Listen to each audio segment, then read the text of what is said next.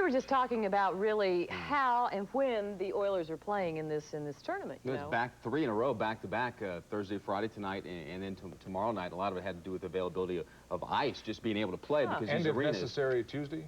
If necessary, but you know we don't think so. These never. City slugs. Tonight and tomorrow night's going to be it, right? Yeah, that's it, definitely. Okay. Sweep. We're talking sweep here. Game 3 of the CHL Finals. It's tonight in Oklahoma City, and the Oilers look like a team on a mission. Last night, they were tremendous. Took a 2-0 lead in the series.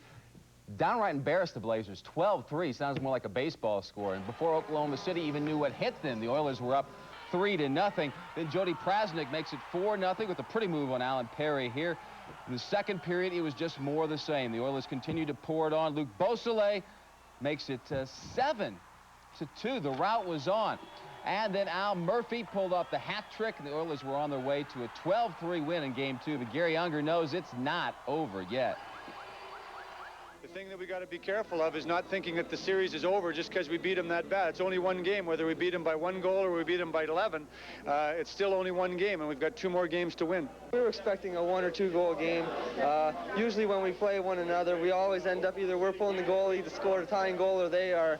So I don't think tonight's game showed that type of team that they had. It seems that every time the league puts an NHL ref, nobody can play with us because we know that 5-on-5 there's not a team in the league that can play with us, and we proved it again tonight. But you're right. I mean, we had all the crowd bang behind us, and we can smell that cup, but it's not over yet.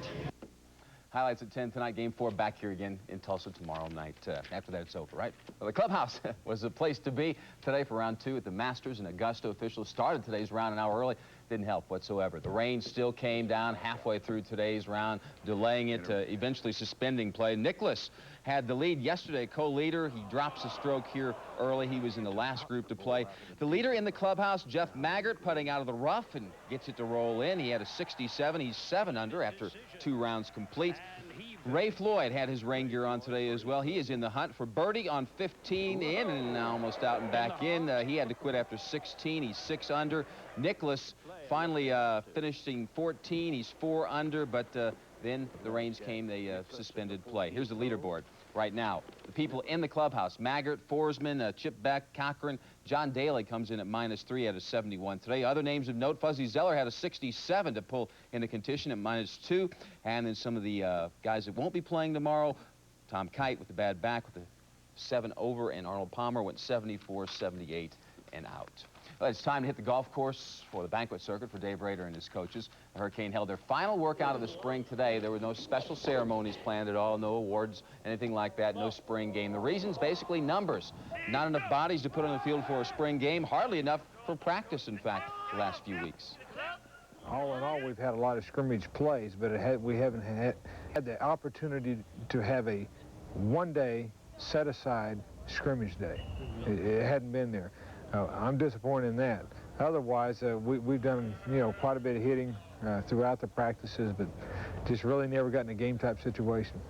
Spring training's history for the Drillers. The real stuff begins tonight. Tulsa opens the Texas League on the road in Jackson, Mississippi. The home opener is set for next Wednesday against Arkansas at Driller Stadium. Big leagues today, a couple games. Bo Jackson had a pinch hit hold and run, and it was New York over the White Sox 11-6. Toronto beats Cleveland 13-10. National League, Chicago in a slugfest with Philly. The Cubs a winner, and Montreal trailing the Rockies in the 6th inning by a score of 9-0. Now, if they need a Game 6 next Tuesday, they'll have some tickets on sale, but you can only buy 20 now because they're trying to stop the scalpers from getting them and trying to sell them at a premium. So it won't be a Game 6, so we all know that. Just get in the game, the next 2 games. 2 and we'll be done. Thanks. 2 and out. Easter is the time to color eggs, but some chickens lay them naturally. That story is coming up. And up next in our World News tonight, the jury is close to beginning deliberations in the Rodney King civil rights trial.